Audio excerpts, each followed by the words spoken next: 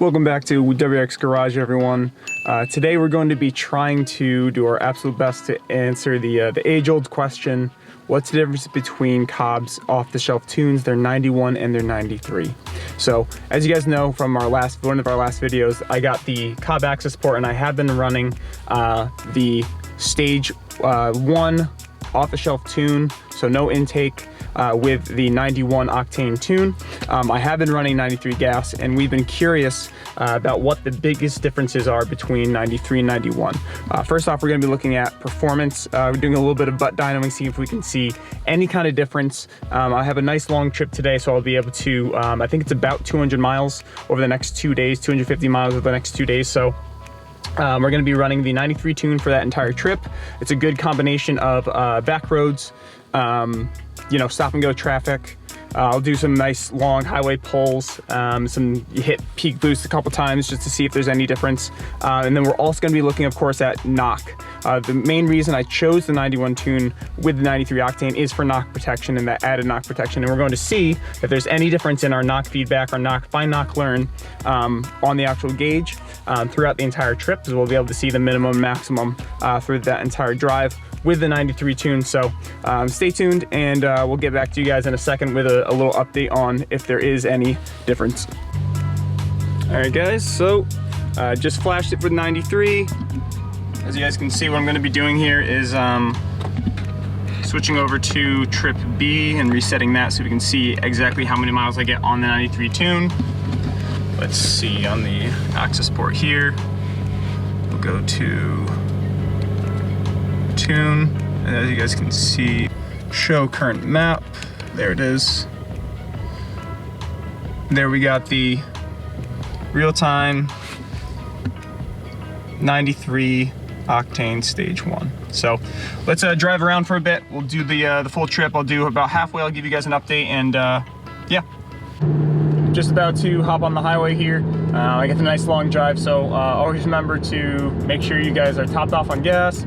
Check your tire pressures, because you don't want to have some, you know, overwear on your treads, especially when you're doing long trips. Make sure you guys have a bottle of water, stay hydrated. You know, should be common sense, but a lot of people don't think to do some of these things when they're doing these long trips. So about to hop on the highway. I have driven around town a little bit for about 14 miles now. So first impressions, I'm not sure if it's because of the ECU being reset or the relearning portion occurring, but essentially, you know, things are feeling pretty strong right now. The transmission feels a little smoother. The pedal mapping feels slightly different, but again, it could just be because of the ECU being relearned and not just because of the 93 versus 91. I do have some kind of sketchy 93 gas in right now. It's from Cumberland Farms. Not my usual go-to. My usual go-to is, sorry, the camera's flopping around. My usual go-to is Shell 93 and Shell Mobile and Citgo are pretty much the most reputable names out here and the ones that I really trust. But I do have some Cumberland Farms gas, which is so I decided to add a bit of octane, like a little bottle of STP octane booster in the car, just to make sure everything is, you know, hunky-dory. Oh geez, I can't believe I just said that. Everything is okay, and it's going to be consistent and reliable throughout the trip here. In these first 15 miles, well, yeah, 15 now, the only knock events that I've seen are the normal ones you see on these Subarus, which are the negative 1.41 and the negative 2.81. My dam is not dropped. I'm still at 1.0 dam, which, in case you guys don't know, that's the dynamic advanced multiplier, which is essentially going to be showing whether or not the car is pulling timing or not. So the car is completely up to temperature now. I'm going to be doing a quick pull onto the highway, and the camera's probably going to go flying, so we'll see how that goes. You see it bouncing around right now. So yeah, so the normal feedback that feedback knock that we normally see just from driving around, and that actually comes from the AC compressor. As it flips on and off, as the clutch on the compressor as it engages and turns off. Even with the car off, or the AC turned off, that thing will still go and kick in every now and then. So those are the normal numbers we see. It just popped up negative 1.41, and that's fine. Once you get above that 2.8, which is essentially just like the AP recording that event twice, once you get past that, you're starting to see real signs of actual knock in the car. So hopefully we don't see anything. I guess this is a learning experience for all of us. Yeah, so I'm gonna stop it here and then cut to just a quick poll and see if I can have any further advisement or any other feedback that I have for you guys. So I do have a couple cars in front of me here, so going onto the highway will not be as ideal as I thought. But hopefully once I get on there, I can do a couple polls. You're gonna see the camera bouncing around a little bit. I need to find if anybody has a way to, a good way to mount a DSLR or a mirrorless camera inside their car in front in the dashboard somehow. I was thinking like a magnet mount, but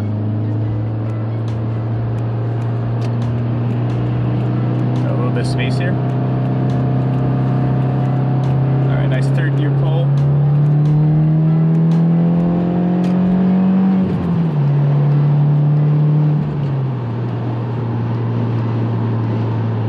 Bad, smooth, just as you know the COBB AP always does. No feedback. Dam's still at 1. I hit 13 pounds of boost, so not the highest I can ever do. You know, the max I've seen on here is 18.5. It is winter, so it's not gotta be over boosting, and because the air is pretty cool right now. So let's see if I can get another one. Drop back down to 3rd. It is a bit condensed on the highway here right now, which sucks, but the other thing is I can't be going too crazy because I am on my winter setup. I do have my Blizzaks, which of course do not have the greatest traction, especially in the dry. They are great for the winters. The snow, ice, you know, they're going to be great for that. They're a snow winter tire, but they are not good for dry traction. And a lot of studies have proven that. So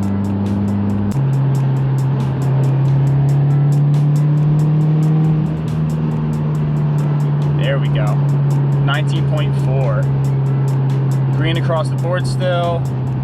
This little 4th gear pull at from around 4,000 to 5,000, 5,500. 1.0 dam. Zeros on the knock learn and knock feedback, so we are good. In terms of power delivery, maybe just a little bit more smoothness in the higher RPMs, comparing the 93 to the 91 tune, but doesn't feel too much faster. You know, we're talking maybe 2 horsepower, so like as a butt dyno, it's really not, you can't really feel it. I don't really feel any significant increase in power between 93 and 91. The other thing that I wanted to take a look at is on this long drive I have here, is there a difference in fuel efficiency? So I'll be looking at that, comparing it to the trends I've seen when I do highway driving in the past. Normally I get around between 26 and 30 on the 91 tune, or I have in the past couple years, or past couple weeks. So yeah, I'm gonna turn the camera off now, and I'll have a lot of driving to do. Get back to you once I can have finish the first leg of the journey, and I'll give you guys a bit more in depth on what my reaction is. Halfway done with the trip, so I made it down there. I didn't film the first stop I had. I had some things to do, but essentially I'm heading back now for the second, I guess the second part of the journey to head back home, and so 150 miles so far on this tune. I've already done my first impressions, but I guess second impressions, my second set. Now that I've driven it for quite a bit now. The differences between 91 and 93 octane tune are pretty subtle, I'll say that. But one thing I will note that I did notice a change in is there is definitely a slight bit of difference in throttle response.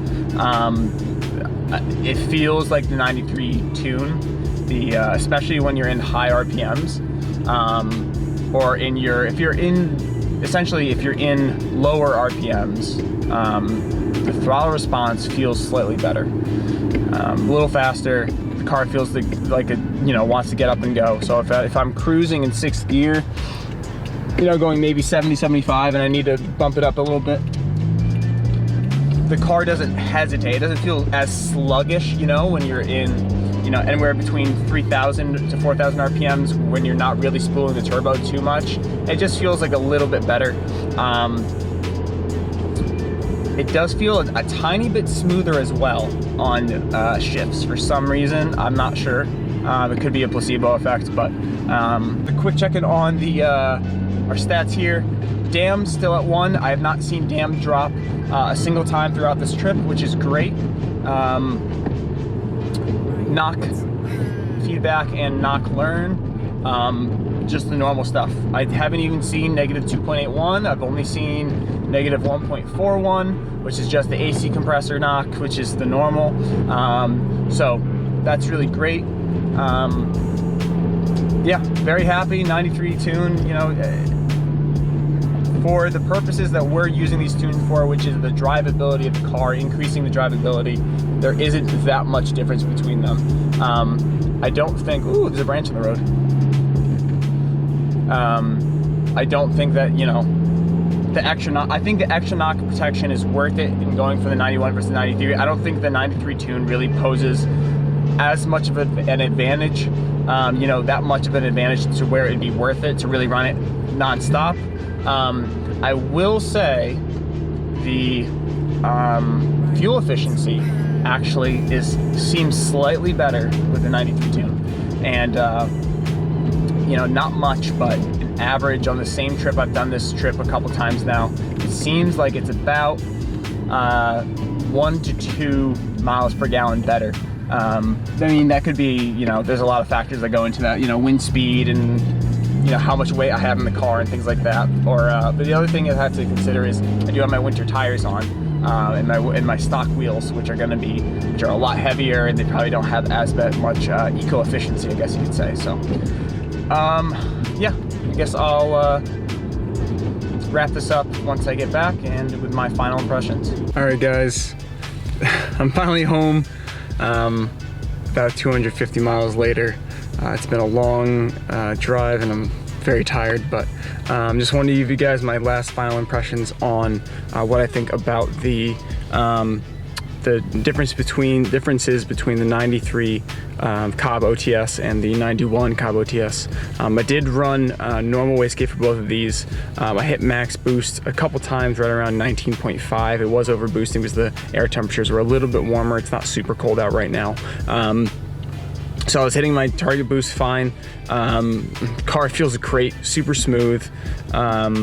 If you guys want, go check out my first impressions of the difference between the stock tune and the 91 off the shelf. But overall, 93 just feels a tiny bit smoother. Overall, there's not really that much difference, but it was a good learning experience. There was no difference in knock, and that could have been because of that octane booster I added, which probably just adds a tiny bit, maybe half a point on the octane overall. But my long trip on the way back, it was a little bit more uphill, but I managed about the exact miles per gallon, so that's definitely something to know. I think the 93 octane tune with 93 octane gas does have a bit better fuel efficiency. For those of you who care about that kind of thing, for those of you guys with STIs, you probably don't worry about it, you're getting 12 miles per gallon anyways. FA life, baby. I'm gonna get some hate for that one, but anyways, thank you guys so much for watching. I hope this was a bit of a learning experience for you guys as well as for me. So we are so close to our first goal of 500 subscribers, so please, if you're not subscribed and watching this video, you made it to the end here, please hit the subscribe button, hit the notification bell so you know when we're releasing new videos.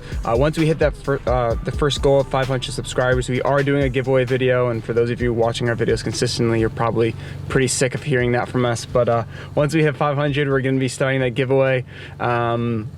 I'm going to be putting the link up here in the corner, and then also it's going to be in the description of the video for that, how to enter that giveaway. So thank you guys so much for watching, and we will see you very soon.